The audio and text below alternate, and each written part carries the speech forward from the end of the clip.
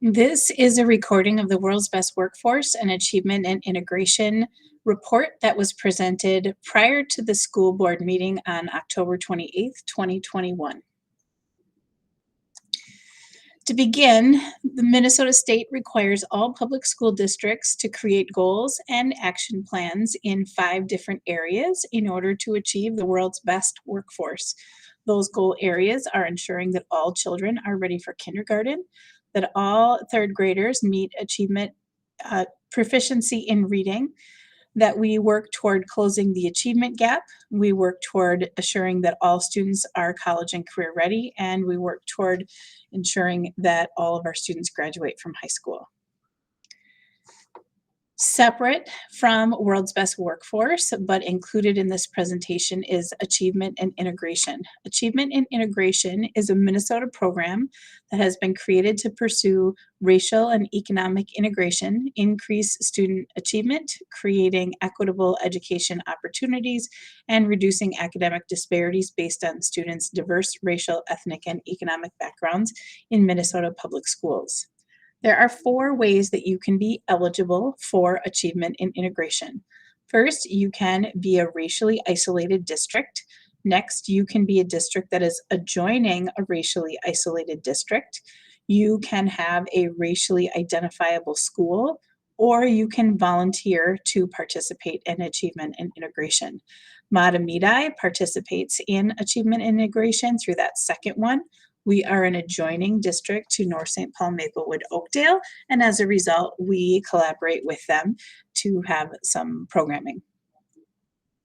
For achievement and integration, we have 4 goal areas. The first is reading, which is focused on economic-based gaps, math, which is focused on race-based gaps, restorative practices, which focuses on a particular student response to a question on the Minnesota Student Survey, and increasing diverse teaching staff. A note about COVID. The COVID-19 pandemic impacted the health of our educational system. During the 2020-2021 school year, educators, students, and families experienced significant and profound changes in teaching and learning, as well as social and emotional well-being. It is important to keep this in mind when we look at the results. We know that our school system is healthier when children are able to participate in continuous learning, unlike the significant disruptions they experienced during the last 2 years. Our learning recovery plan concentrated on the impact of changing learning models during the 2020-2021 school year, capitalized on summer 2021 learning opportunities, and focuses on teaching and learning practices during the 21-22 school year. As far as our learning model changes, we recognize the needs that we have based on changes in the learning model, which impacted the frequency and duration of typical instruction. We responded our intervention in 2 ways. Our teacher teams determined priority standards, which were topic skills and strategies critical to both current and future learning. And our teacher teams refined their daily lessons to focus on priority standards and acknowledge the spiraling standards, which are concepts that recur annually with increasing depth and complexity. When we look at our summer of 2021 programming, we used our typical assessments, including FastBridge A-Reading, A-Math, and NWEA Map to help us to identify students in need of additional grade level skill and concept development in the areas of reading and math. With that data, here are the ways we responded. We increased the number of invitations to students to participate in summer programming. We increased both the instructional time, both the daily time and the weeks of duration of our summer programming. We increased the number of staff to allow more personalized instruction and support. We offered breakfast and transportation to reduce barriers to summer programming. And summer programming offered increased attention on important staff-student and student-student relationships. For this school year, the 2021-2022 school year, we leaned into our fall screener assessments, including A-Reading, A-Math, and NWEA Map. We look at our classroom formative assessments, including our quizzes, exit tickets, and daily work check-ins. and that vertical team collaboration to understand skills and concepts that may need additional instruction. With that information, we have responded in a variety of ways this year. We have worked to be purposeful in our use of what I need or win time or Zephyr time and flex time to provide additional instruction and support for skill and concept development. Changes to our daily lessons happen to provide instruction focused on the needs of students in the class. We continue to use our priority standards. We have reviewed our prior year standards and concepts that provide an important foundation for the current year's learning. We have increased attention on important staff to student and student to student relationships. We've increased access to additional academic support, and we are working on improvement of our early identification of academic needs system. We gather input from our staff and community on our World's Best Workforce and Achievement and Integration plans through the Curriculum Advisory Committee. We are expected to share a report of our goals and progress each year and post it to our website.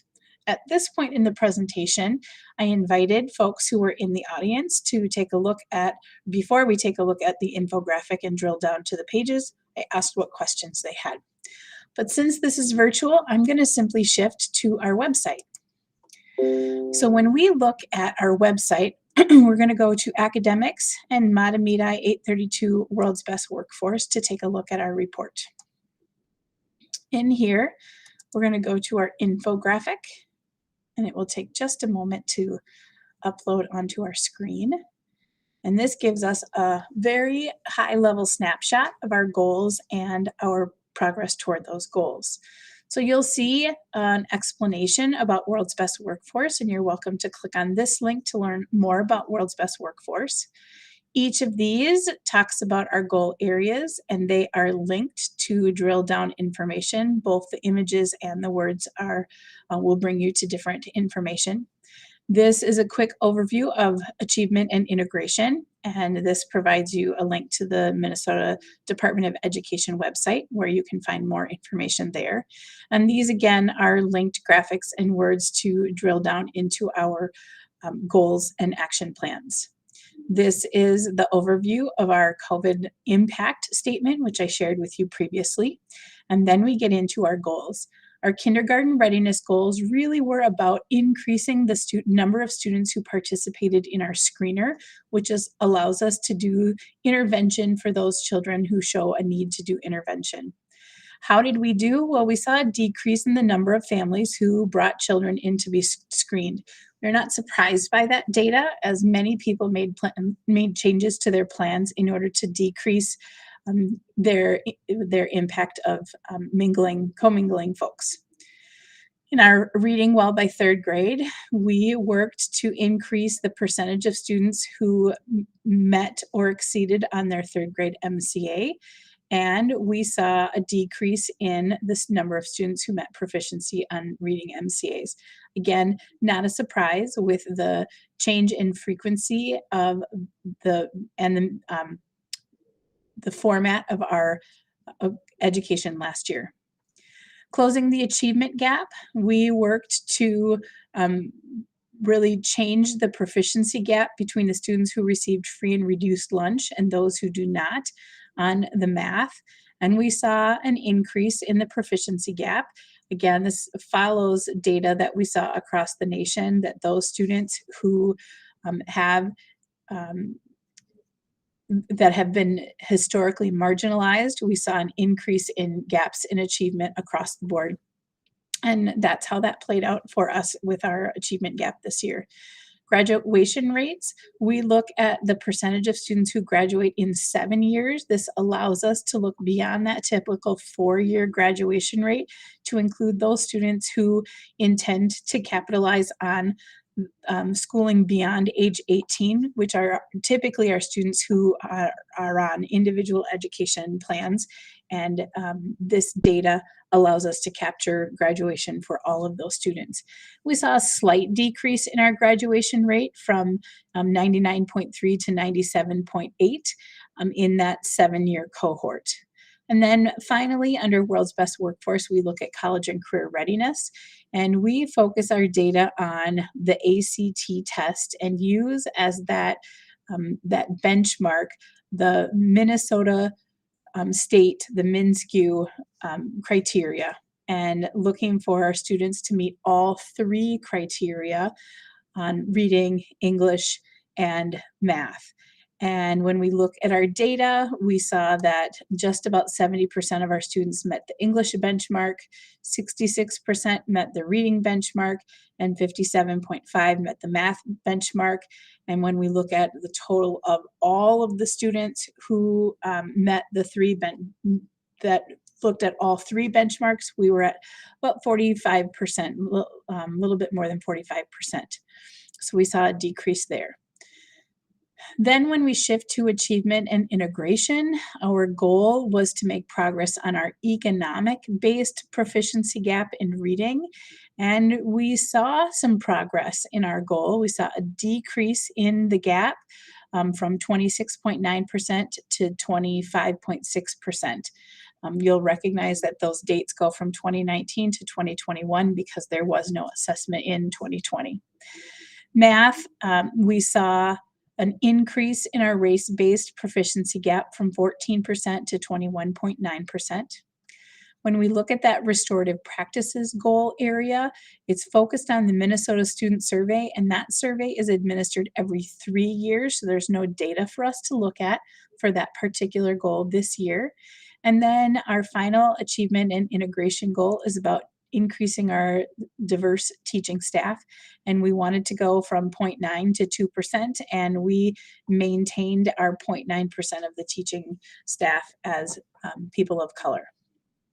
Like I said, in this, we can drill down to any of our goal areas, and they're all linked to the same pages. You can also look over here. So I'm going to click on third grade reading just to give you an example of what you are able to see. So we'll click on third grade reading. You'll see that COVID impact statement, a reiteration of our goal and our results, and then a quick graphic so you can see how our data has changed over time. And when we take a look at our reading scores, while that is a significant change from 2019 to 2021, if we look across time, it's not as big as a gap as it could have been. And then at the bottom of each of those drill down pages, you will see what action steps we planned and used in our 2020-2021 school year and things that we are anticipating for not only this school year, but beyond. I would invite you to take a look at any of these drill down pages and pursue any of the information that you are most eager to learn about. If you have questions about our World's Best Workforce or achievement and integration, you can look at the bottom of our infographic. And right here, you can look at, this is my name, Jen Reichel. I'm the Director of Teaching and Learning for Mahtomedi Public Schools, and this is my email. Please feel free to reach out with any questions, comments, or ideas.